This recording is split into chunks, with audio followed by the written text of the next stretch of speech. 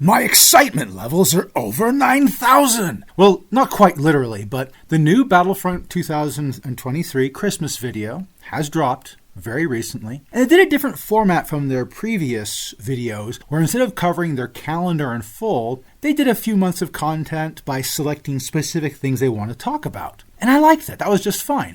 I really enjoy what they have coming for the year 2024. This video is just going to break down what I really think about these upcoming releases. As expected, they've announced Late War Leviathans.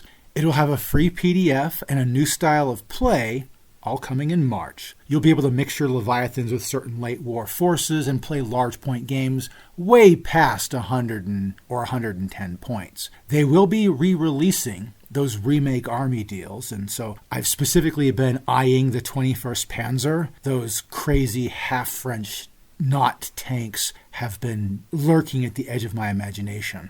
And of course we have Team Yankee Plastic Infantry in July with a new starter set. More on that to come. So, Battlefront shocked me twice.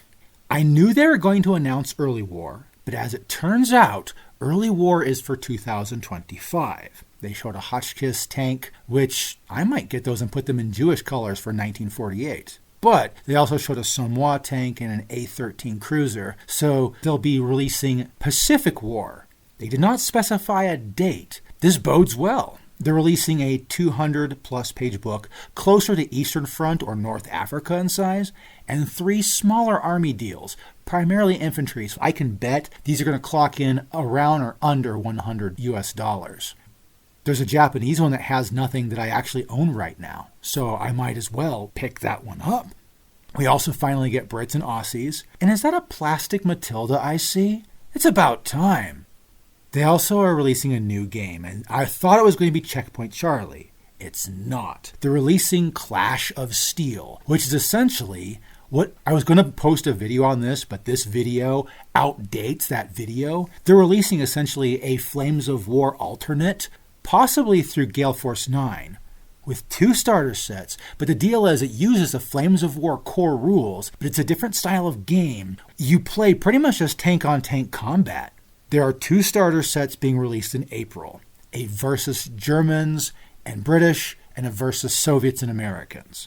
They have 3 waves planned of release. I think 2 waves of platoon boxes, because they only mentioned they're going to be doing platoon boxes and starter sets. They didn't specify which waves would have which product, except that the starter sets would come first. Starter sets, of course, are true starter sets. You get everything you need to play the game in a starter set. And given the fact it's just tank on tank, I believe them. Now, I'm not sure if these will be sprues in a box, like they are with Flames of War starter sets, or if they're going to be like World of Tanks and be all preset. I'm thinking it's going to be closer to the sprues in a box. It's just a more economic way to run war games, and they really should do that. This game will likely have all the tanks that I said previously would be for Late War Leviathans, or for Checkpoint Charlie. Wait, no, Late War Leviathans. Checkpoint Charlie tanks are still being made, and the fact that they're even releasing the Patton tanks and the M103 and the Conqueror makes me think, yes, we're getting Checkpoint Charlie, and it's going to be fun. I am very excited. They have my vote with Clash of Steel. I was thinking that instead of a version 5 of Flames of War, they could release the game in an advanced mode, which is kind of what they did. So I'm in for that. So I'll be picking up at least the American versus Soviet starter set. I mean, look at this. This starter set for Americans versus Soviets has small tanks like the Hellcat, of all things. And then it has, of course, the 2 of the big, bad, nasty T-95.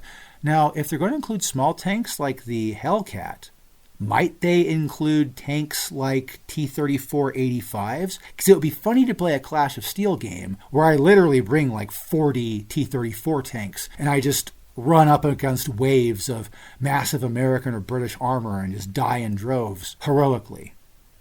It would be awesome, actually. That would be kind of fun to play. But that's yet to be seen. I do know they have some surprises in there. That's probably an E50.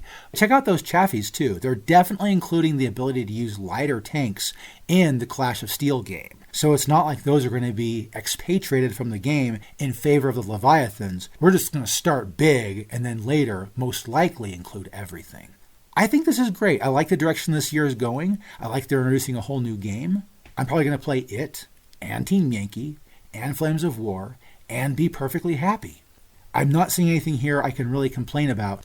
2024 is looking like a good year. Thanks for watching, and hopefully have a terrific rest of your holiday season.